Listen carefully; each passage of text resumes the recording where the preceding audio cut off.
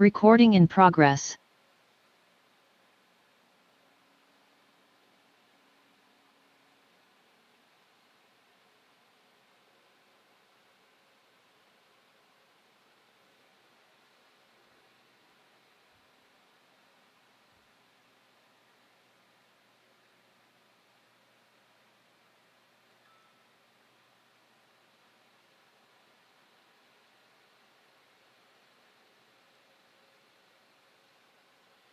All right, good morning, everybody.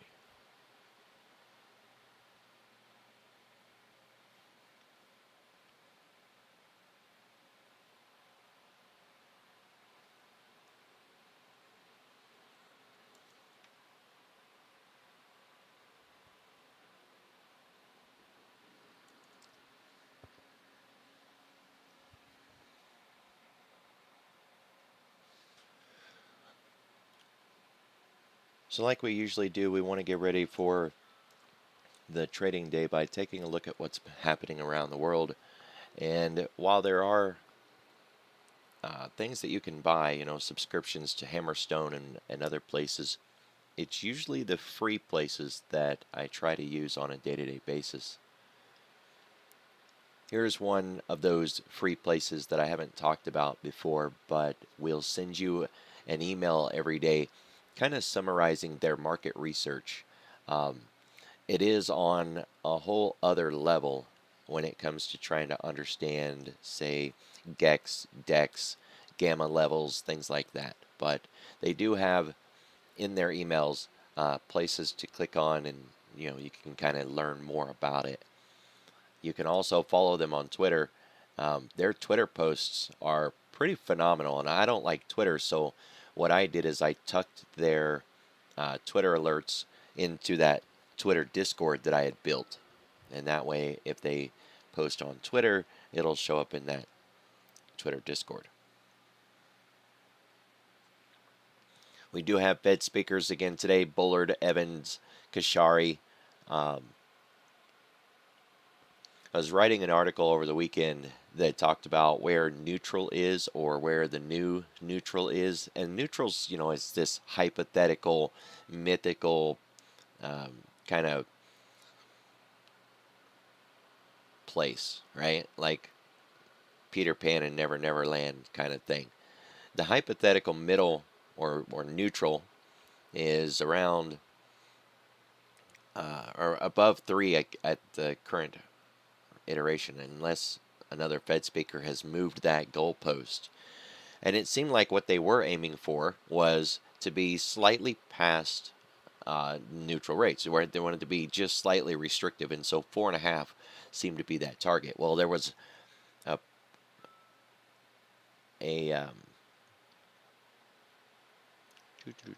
tweet, I guess, that was talking about here where Kashari had made a remark that going beyond 4.75 is still, in his mind, on the table, that he has no interest in stopping at maybe 4.75, and that they're really looking to go beyond that. So if going past slightly neutral is their target, then 3 was supposed to be where the new slightly neutral was at. 4.5 would be slightly past that. Maybe the new neutral is closer to 4, not 3, and that we would be aiming more for, say, a 5.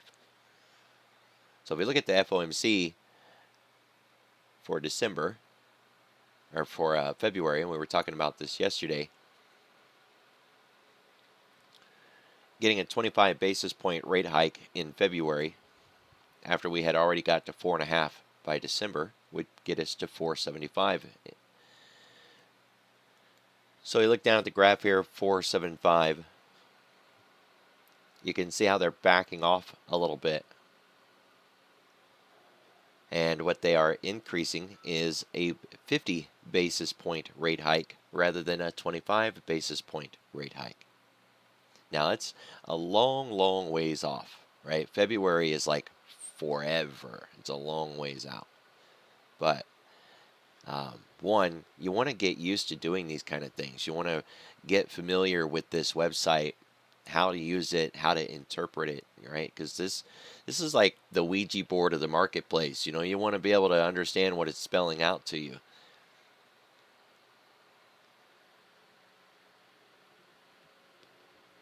So tier one alpha, I'm certainly not a person to go out and do commercials for places, but I like what I found here.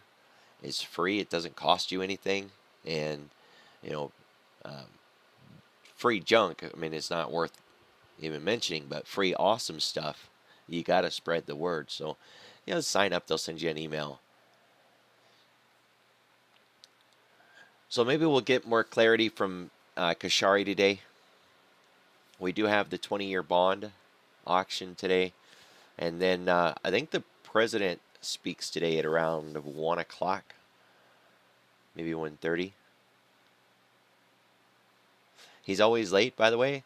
Not this president per se, but in general, presidents happen to be late most of the time. So not a big deal, if he's late.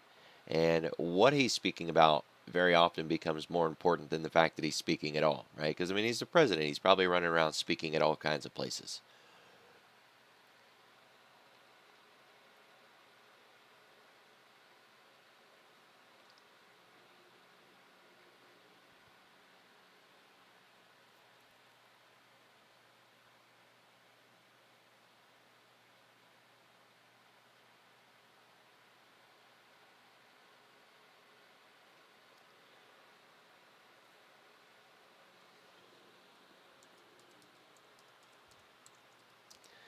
I reset my Thinkorswim before I started the Zoom, and I didn't get logged back in.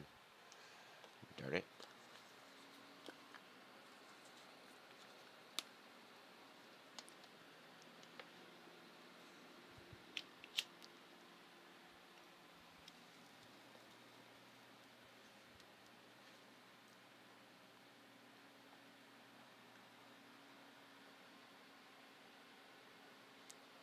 All right, we got the Beige book at 2.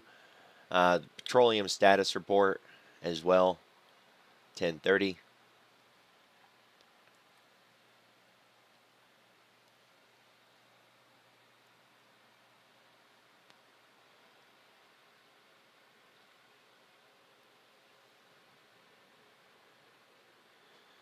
Yeah, we'll deal with tomorrow.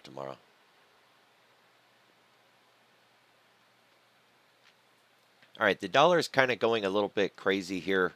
Just kind of throw this out there real quick. As I'm talking, that dollar is taking off like crazy. We're not really seeing the follow through in the VIX yet. This is straight up in the dollar. Probably want to check on euro, maybe British pound, and wow, gold took a gut punch. Yeah, this is pure FX.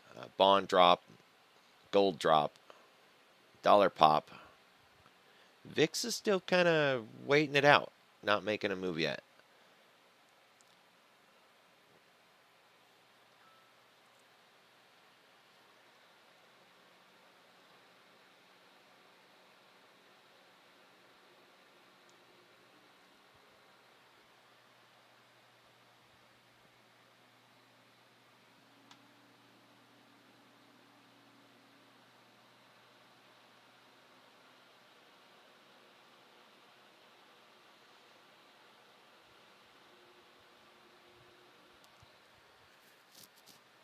All right, the volume's a little light.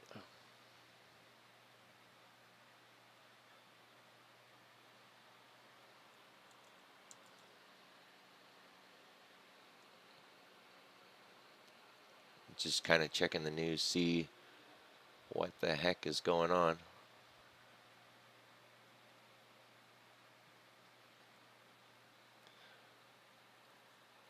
So a little light, nothing extreme. And I only say it's light because we've been hitting around that 200 mark in the mornings. And so if we're not hitting 200 this morning, then we're coming in just slightly light. It's in no way a hazard or a danger or a warning. It's not that light, just under 2. No big deal, so we turn that one off, right? We just need it for that one little moment. You can see that we are inside day and we just broke that 4 a.m. pivot.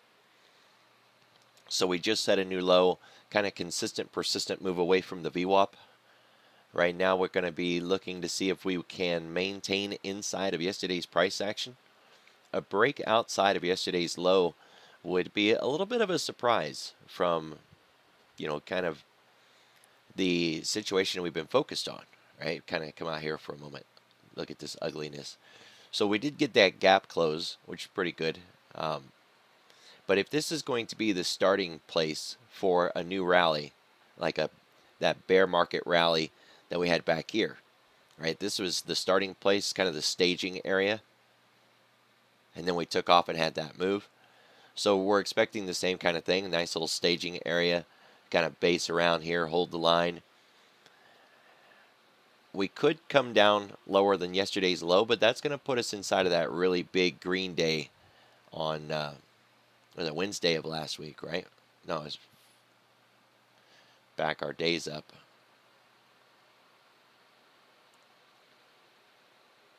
Be Monday.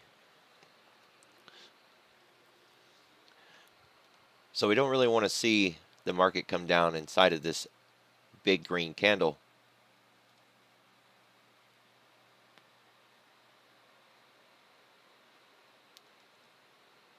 I guess it did give us all that it owed.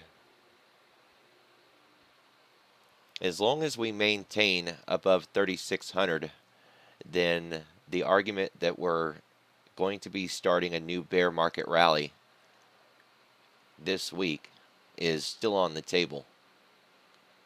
But it has to hold above that 3,600. And I know the wick does go down to 35, but in analysis, we wouldn't want it to go that deep.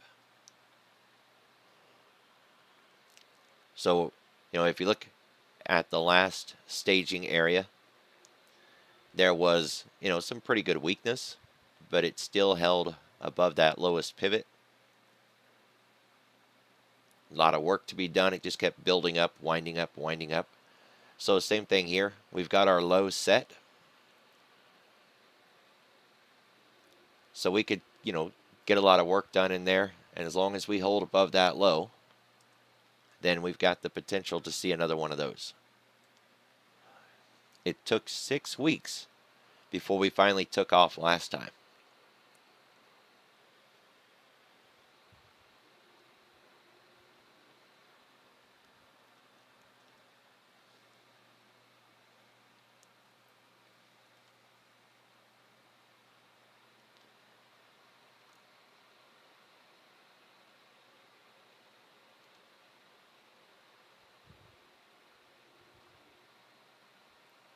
Well, for a head and shoulders, that's already given us everything.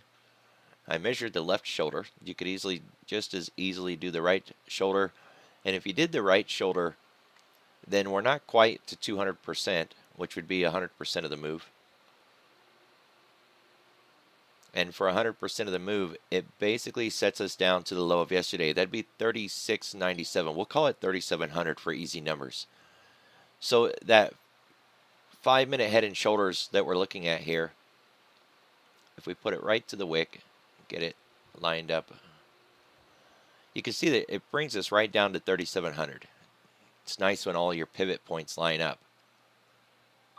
It doesn't owe us more than that. A head and shoulders does not imply that, we're just going to continue to go lower and lower and lower. So if this does play out, which it's already hit 50%, it could be done already. A full head and shoulders measure would put us to the low of yesterday. We'd still have every expectation of maintaining inside of yesterday's range. Now, if we break outside of yesterday's range, we'll focus on the retracement 382. That would put us at 36.72. And then below that, a full ADR at 36.55. And because we're talking about a range, use that new quant tool that Thinkorswim came up with. And we'll just get close and move it. That'll give you an additional target of 36.22 if we happen to go beyond the ADR. Now, I don't know what the news was yet that caused this little catalyst, and so we don't know how sustainable the move is yet.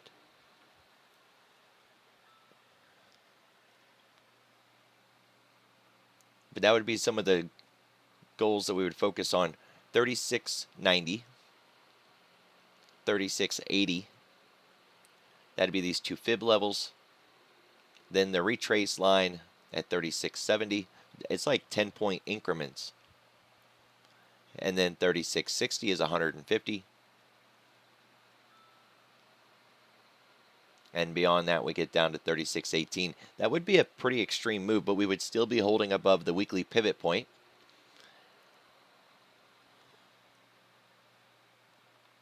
And all of that would consider us still bullish.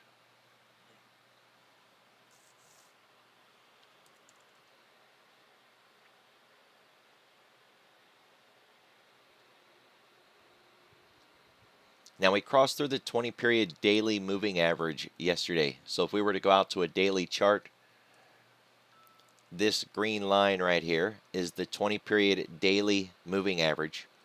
We crossed it yesterday. We bounced on it around 4 o'clock this morning, and it was trying to hold us up, but it just couldn't maintain it. Right now we've broke through that. Now that we're through it, old support becomes resistance and vice versa. So when we were fighting it back here, it was resistance. We finally got through it. We were bouncing on it. It was holding us for support. Now it failed. To make another run to the upside, we're going to have to get back through that 20 again. We do have the 4-period underneath us at 3,700.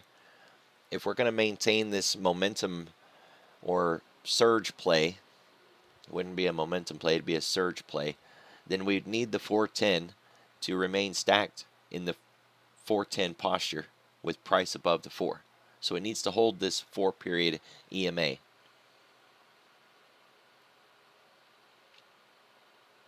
And then below that we have the 10 at 36.90. Now I know this is a really messy chart with a lot of stuff on it. The easiest way to, to kind of revisit all of it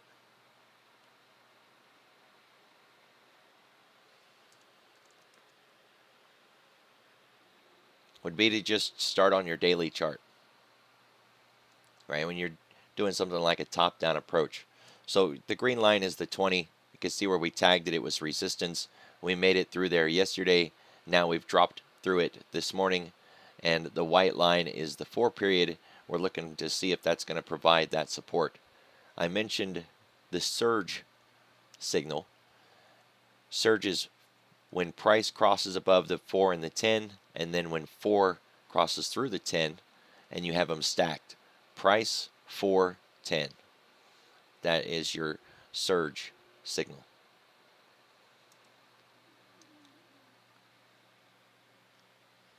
We'll see if it sticks.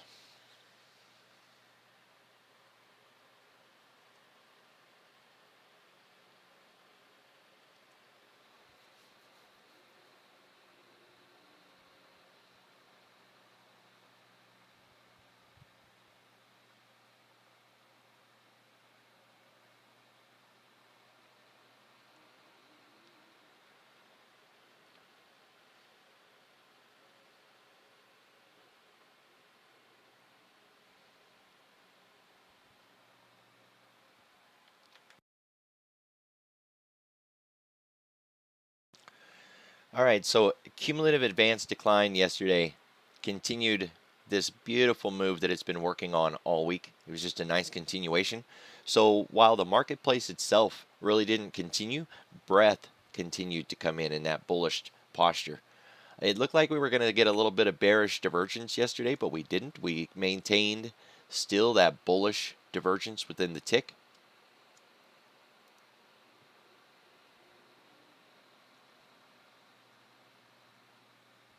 Cumulative tick yesterday wasn't a whole lot of help.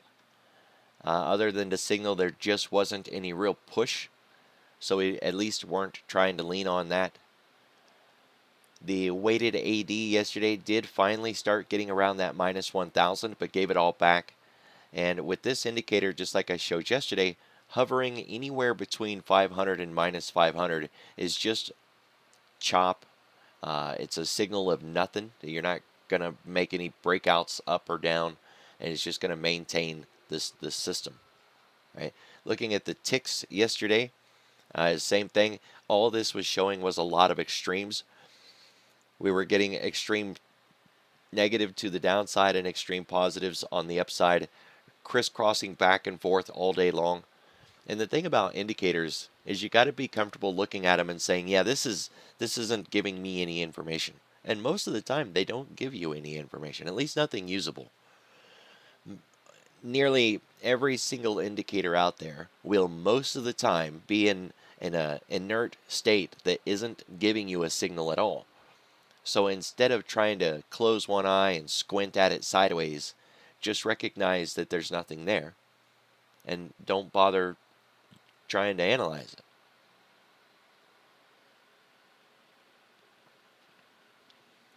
All right, 10-day, 30-minute volume profile. You can see the profile on the TPO is much narrower with that value area high and low, as opposed to the volume profile, which a value area much bigger. Right now, normally these two are a lot closer together. Their points of control are very close together. The amount of time spent at one spot and the amount of volume spent at one spot are really, really close together, which makes sense. The reason we run these two as a pair is, for an example, here where we dropped down into this zone. And now we spent very, very little time there, and we can see that it was a very little amount of time. But what if we had spent just a few moments there, like this shows, and yet we had this big, big amount of volume there? Well, then that would have indicated we had hit like a big dark pool, right? Or landed in a liquidity pool. We didn't, but that's what we're looking for, right? So when we're looking at these two side by side in this setup, we're looking for a very shallow amount of time spent at a particular location, while also finding a very large amount of volume at that location. In a move to the upside, if we were to try to get another shot at it today, 3780 is very likely going to be our resistance. That's the Globex high right now, so it's not going to be too much of a shock, right? So we come back over here to the regular chart for a moment. You can see 3750, 3770, 3780, all of that top side zone from yesterday, and then our Globex pivot points from this morning. That's where our resistance is going to be at for a move up today. To the downside, if we continue to sell off with this event, whatever's going on right here, it looks like someone from the White House is talking. White House Energy Advisor Hutchinson. I butcher everybody's name. But if we do make that move to the downside, 3,700 is kind of our benchmark for a little bit of support. Volume support is not like a handrail that you want to lean on, right? Don't give this too much trust. Don't put too much faith into it. Look at it more as an area of if then, right? So if we do come down into this area, price really needs to hold that level. And when we talk about areas of where price can turn, if we were to turn and start moving back up, this would be the area where we would expect that to happen. So look at it more from that point of view. If you're looking for that reversal, it's much more likely that we reverse from 3,700 and begin going back up, as opposed to reversing where we are right now at 37.13, maybe 37.11, the cog line. It's much less effective to reverse there, right? It'd be a more solid reversal off of 37. If we break through it, then of course the reversal failed, and we would look for the next zone and start focusing on, okay, well, if we get down there, if we're going to reverse, it's much more likely to happen there than somewhere in the middle here.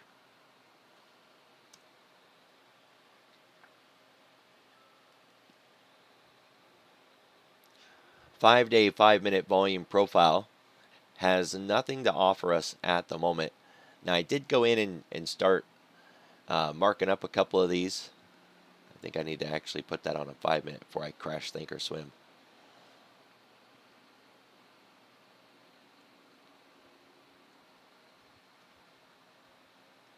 So we're just kind of zooming out for a moment, see if I can find any of those lines that I drew.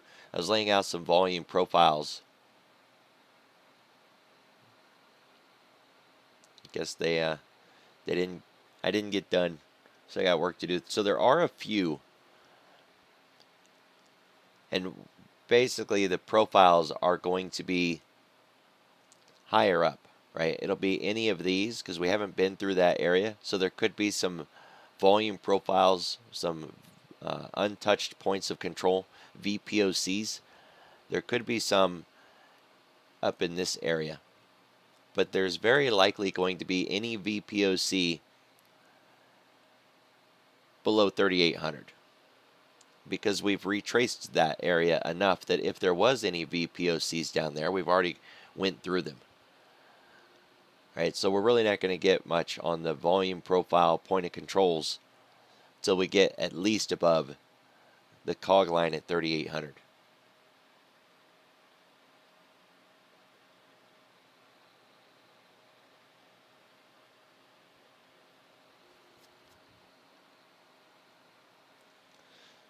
All right, 10-day, 30-minute, or excuse me, 10-day moving average, or a 10-period moving average on the daily chart. We managed to get above it this week. Looks like we're not going to keep it if we continue this fade back down. I talked about this yesterday about how we were getting pretty close to that reversal point. We've gone higher on the year, more than 2% away from the 10-period moving average, right? 1 or 2 day surges, but then we drop back down. So we knew it was possible to get to a 3, maybe even a little more than a 3, but we knew it wasn't going to stick, right? And so that was a nice little heads up yesterday that, hey, you're getting around that 2% mark, and a 2% move away from the 10-period moving average is about what the ES gives us before we get that pause or a reversal. So it's not much of a surprise today. The main thing about this reversal is that it holds the pivot and we don't dump back down. If we're going to get that July-August rally, then we want to see this blue line that's kind of subtle and hidden in here. We want to see it continue to curve up and get above that 0 line. And if you notice, that's really where our breakout actually started coming along after basing all through June into July, and then on the July 14th or 15th, whatever day it was, when everything changed and we took off. So the gentle basing that we've had down here is done. It looks like we're starting to curl up. We don't want to see this kind of fade out and roll over like it did back here. So we'll see, right? So this is the daily. We're going to look at the weekly. We are continuing to get a little farther away from the lows here and back towards the 10-week. We're not at the 10-week yet. It's still over our head. A little bit of a comparison to save you from going out to a weekly chart. A 50 daily is kind of similar to a 10 weekly. They're not perfect by any means, right? They're not going to overlap each other exactly. But when you're on a daily chart and you're looking at your 50, just kind of keep in mind that that's going to be in the general area of where a 10-week would be. And a 10-week moving average, that's used by a lot of firms and institutions and old school traders as one of the premier signals that they work with, right? A 10-week is popular.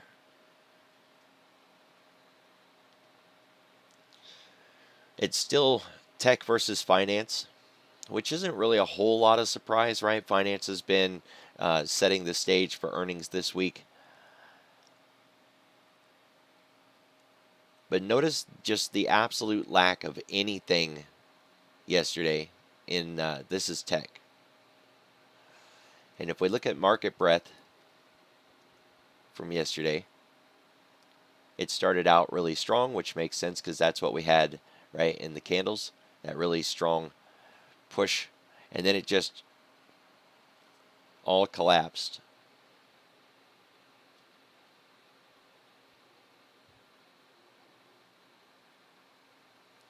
We stayed above the zero line, but we got almost a flat yesterday. And then even on the rally back up in the afternoon, we started to pick up breath and it began to get clean again. This little label here is not using advance versus decline. It's just looking at advancing alone. There's 100 names in the NASDAQ. How many of those names are advancing? That's what the label tells me. When we were heading into the close, there was 80 out of 100 names. That's 80% of the NASDAQ that was advancing yesterday.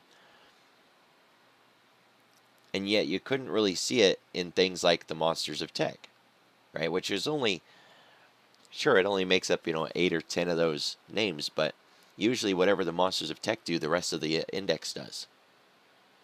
Same thing with the S&P yesterday. Breath started out, pretty strong, and that extremely positive tag stayed there through the day, even though we faded out through the day. And you can see we got a lot closer to zero in the NASDAQ than we did in the S&P yesterday. The S&P has financials in it. The NASDAQ 100 does not. And then for the KRE, which is our banking ETF, we started above the VWAP, or at least we were able to get through it once, but that was it. After that, every time we got near that VWAP, it was just another place to sell. Now, you always want to pay attention when you see this. It's an institutional thing, right? One of their clients says, hey, we want to unload X amount of millions, of billions, whatever. We want to unload. And they'll say, okay, well, we'll guarantee you VWAP price. So we'll unload you a little bit at a time.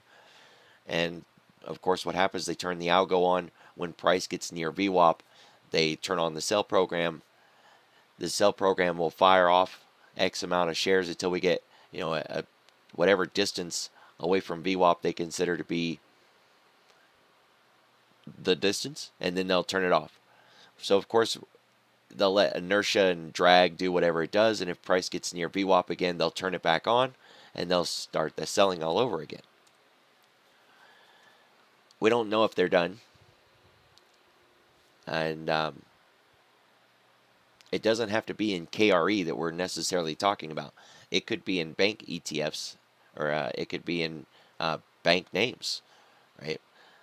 If they were getting sold off away from VWAP, this KRE would look the same way.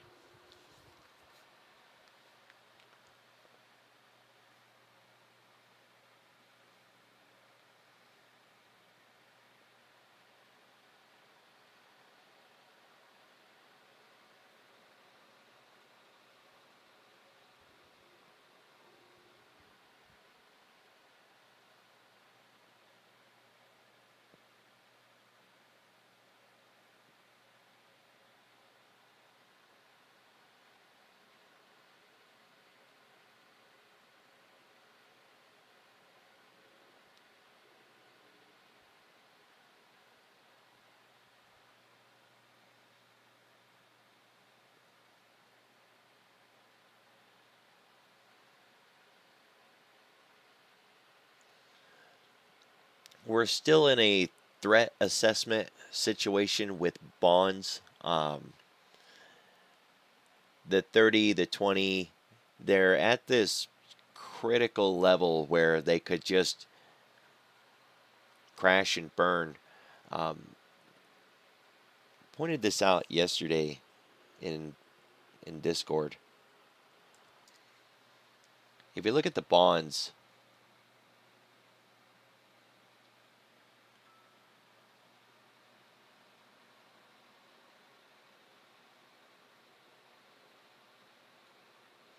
so here's the 30-year Treasury bonds. And we're talking about going back to like 19 97, 98. And you can see how it's just been maintaining for many, many, many years, right? And of course, we broke that this year. We've been on the decline, and then we broke a critical level at 128. Well, we're coming down into another critical level, that 120. I mean, you can't argue with the idea that this is serious on so many levels, right? And just the change alone, the rate of change and the pace and the speed of the change is a little concerning.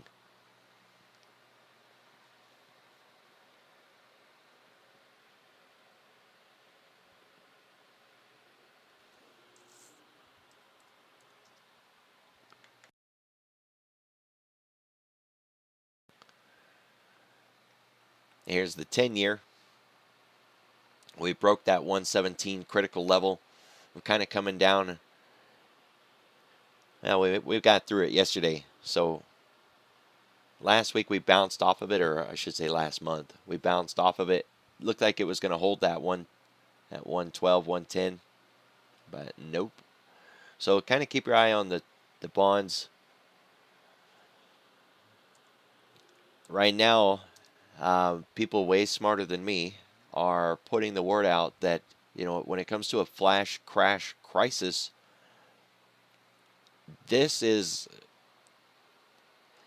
the highest one on the list, right? Of course, there's still the whole Evergrande China, real estate situation that could absolutely crash the market. There's the euro with their front end curve and back end curve that could crash the market. And then there's this, right? So, I mean, there's three right off the top of my head that can just absolutely send in all of the entire world into a global crisis, and they're on deck. It seems like every day, every week, every month, there's always something that can do that to the market. And most of the time, nothing ever comes out of it, right? So certainly don't want to play Chicken Little, the sky is falling kind of thing. Just keep your eye on the bonds.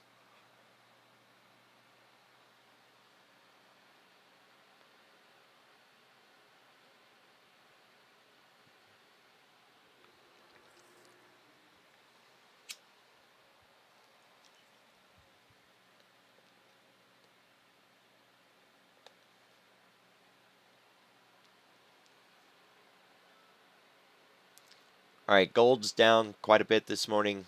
Emerging markets.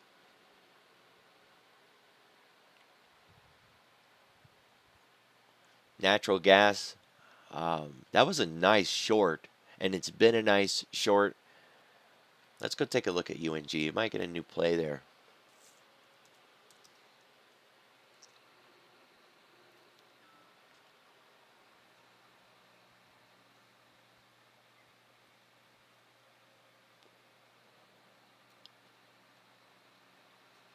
Nah, if you're not in it, you're a little late. All right, never mind. Financials, XLF.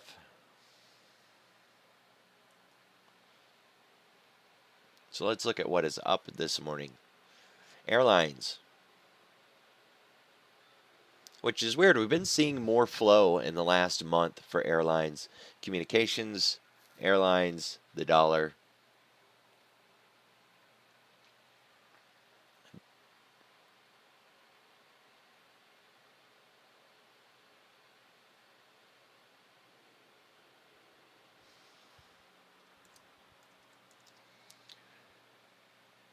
All right, so for the dollar, we're going to continue to use this as a line in the sand, a little bit of a benchmark for this. The dollar above 112, call it 110, kind of trader. I don't know your time frames, right?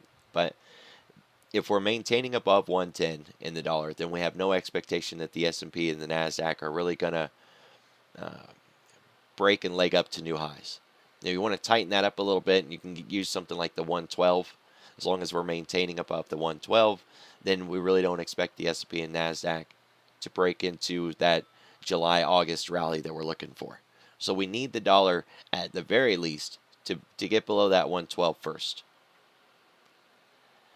Now when it starts getting into like restrictive territory and weighing us down rather than just holding us back, the dollar above, call it 113.5, that would start putting us into an area where the dollar is not just slowing us down, but actually holding us back.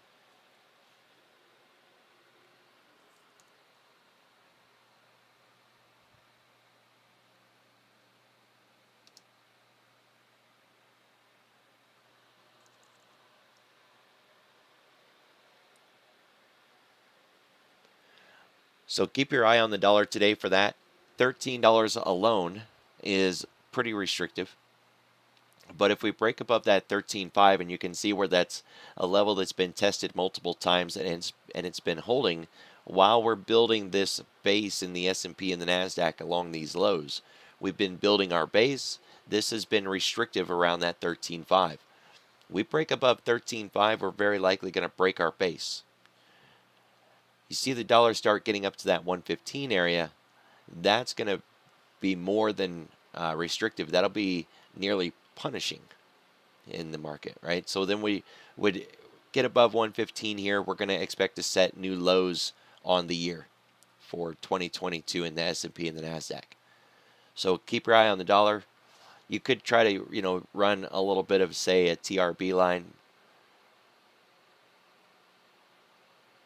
Give an early warning break, like what IBD would kind of point out.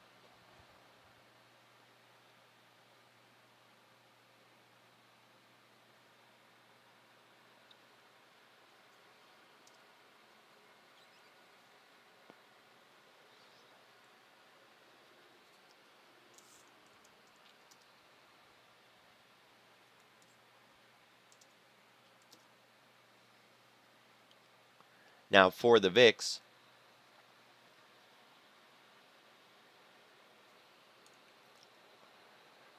as long as we're maintaining above that 30-20 or 30-25 right in there, we're not going to really expect the S&P and NASDAQ to begin that July-August rally.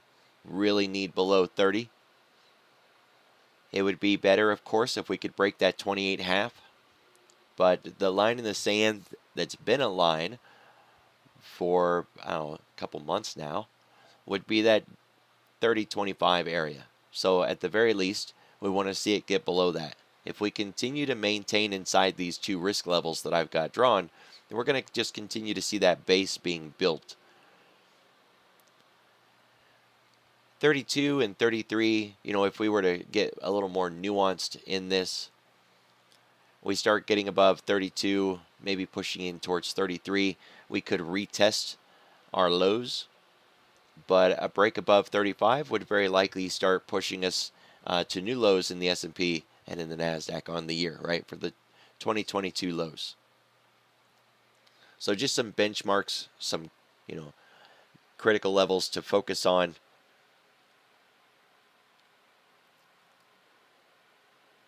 That was a significant move in the gold this morning. Bitcoin's handling everything pretty well.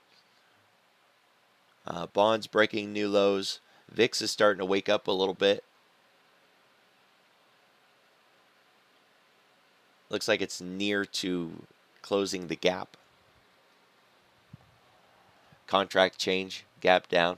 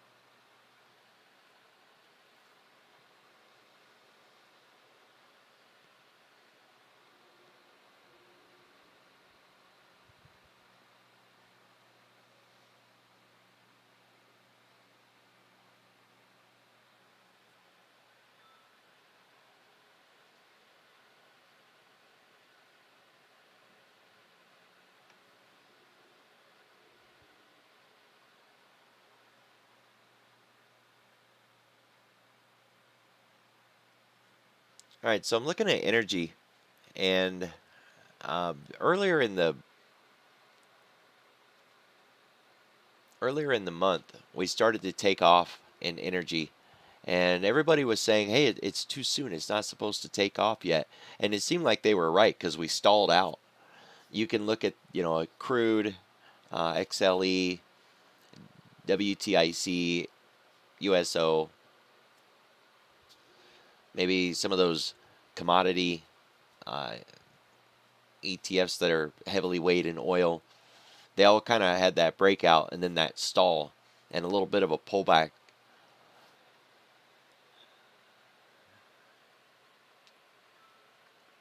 We'll see what the White House has to say today. Any talk about the petroleum releases. Keep in mind we still got the holidays coming up, which generally we get higher prices during the holidays, but we've also got those elections coming up, right? And we're not expecting a rise in pump prices or public prices until after the elections. So it's an artificially low price. But it seems like the demand is still there and the pressure is behind this is kind of building up.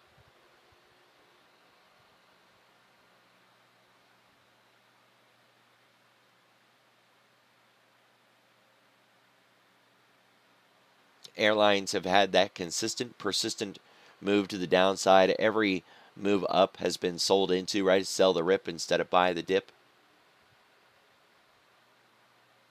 But we do have a TRB, trendline breakover.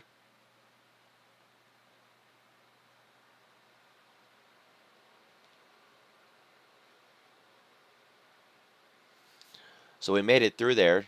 Now we got to see if it's going to provide support or not.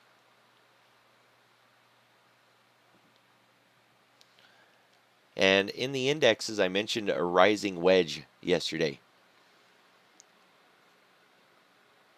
If you're unfamiliar with a rising wedge,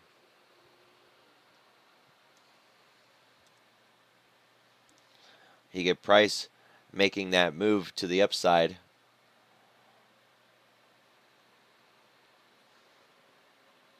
And then normally, let's just do it another way. I'll show you guys how to be able to find this on your own.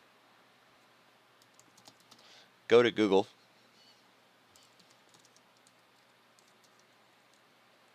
Type in rising wedge stock pattern. And in the upper part of your browser, right there, it shows images. So click on that. And you're going to get all these examples of what a rising wedge looks like. So rather than having to read a book or read an article, spend 20 minutes trying to figure it all out, with just one click, you can see exactly what the pattern looks like and what the typical follow through is and how to measure the pattern out, extrapolate your targets, all of that stuff, right? What I'm not seeing here is what can sometimes happen. We'll use this one for an example.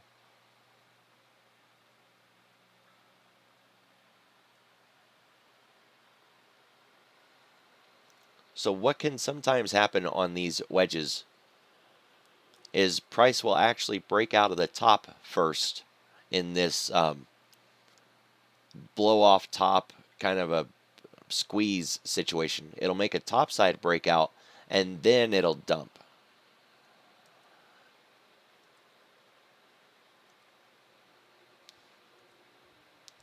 So just kind of keep your eye on that. And I'm seeing it in the indexes. So we're talking, it's in the S&P, in the NASDAQ, it's a number of places. And of course the pattern is really young. It's only got three candles at the moment. 4.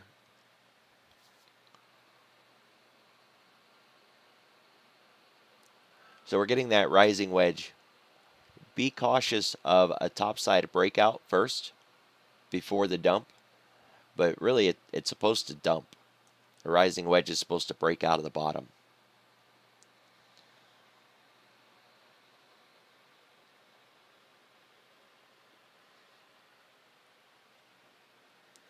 That's what I got for you guys. Be careful, be safe. I will see you all tomorrow.